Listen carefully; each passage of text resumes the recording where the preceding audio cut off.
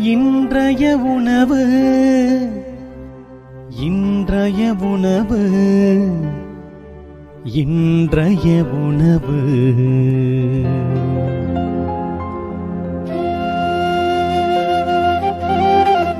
நற்செய்தி வழங்குபவர் தந்தை நிர்மல் ராஜ்.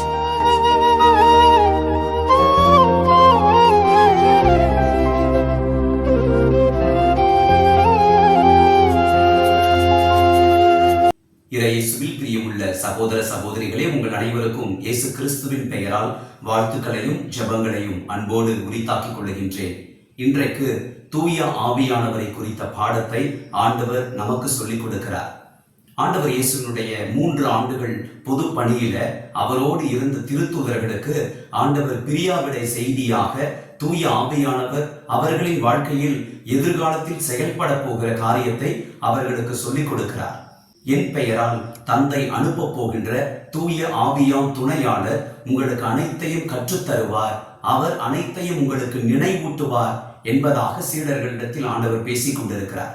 அன்புக்குரியவர்களே, நம்முடைய வாழ்க்கையில் இன்றைக்கு தூய ஆவியானவர் நமக்கு நிறைய காரியங்களை நினைவூட்டுகிறவராக, வாழ்க்கை பாடங்களை கற்றுக் கொடுக்கிறவராக இருக்கிறார். ரோமையர் திருமுகம் 8:14 நமக்கு சொல்லுகிறது, கடவுளின் ஆவியால் இயக்கப்படுகிறவர்களே கடவுளின் மக்கள். நாம் அனைவரும் ஆவியானவரால் இயக்கப்பட்டால்தான் நாம் கடவுளின் மக்களாக இருப்போம். அன்புக்குரியவர்களே, அந்த ஆவியானவர் இன்றைக்கு திரு அவையின் வழியாக செயல்பட்டு கொண்டிருக்கிறார். நிறைய பாடங்களை நமக்கு கற்றுக் கொடுத்து கொண்டிருக்கிறார், நினைவூட்டி கொண்டிருக்கிறார். அந்த கற்றுக் கொடுத்தலுக்கும் நினைவூட்டுதலுக்கும் நாம் இடம் கொடுக்கவில்லை என்றால் நாம் தீய ஆவியினால் அலைக்கழிக்கப்பட்டு கொண்டிருக்கிறோம் என்பது உறுதி.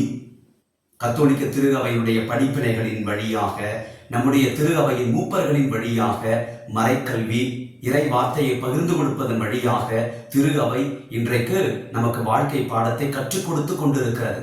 எந்த பாதையில் நாம் பயணிக்க வேண்டும், கடவுளின் திட்டத்தின்படி எப்படியெல்லாம் வாழ வேண்டும் என்கின்ற அக்கறையோடு திரு அவை இந்த பணிகளை தன் கரத்தில் எடுத்து செயல்படுத்தி கொண்டிருக்கிறது. ஆகையினால் திருமுழுக்கு அருள் அடையாளம் தொடங்கி எல்லா அருள் அடையாளங்களின் வழியாக நாம் பெற்றுக்கொள்ளுகிற தூய ஆவியானவருக்கு நாம் முதன்மை இடம் தர வேண்டும். அப்படி நாம் வாழ்ந்தால் ரோமையருக்கு எழுதப்பட்ட திருமுகம் 8:28 நமக்கு சொல்லுகின்றது, கடவுளிடம் அன்பு கூறுபவர்களோடு, அதாவது அவரது திட்டத்திற்கேற்ப அழைக்கப்பட்டவர்களோடு அவர்கள் நன்மைக்காகவே ஆவியார் அனைத்திலும் ஒத்துழைக்கிறார் என்பது நமக்கு தெரிந்திருக்கட்டும். எங்கள் அன்பான ஆண்டவரே, தூய ஆவியாம் துணையாளரை எங்களுக்கு நீர் தந்திருக்கிறீரே, இன்றைக்கும் அவரின் வழியாக நாங்கள் கற்றுக்கொள்ளக்கூடிய நினைவூட்டப்பட வேண்டிய காரியங்களை நீர் கற்றுக் கொடுத்து கொண்டும் நினைவூட்டி கொண்டு இருக்கிறீர. திரு அவையின் வழியாக ஆவியானவர் எங்களுக்கு கற்றுக் கொடுக்கிற பாதையை, பாடங்களை நாங்கள் புரிந்து கொள்ள, அதிலே பயணித்திட செய்தருளும்.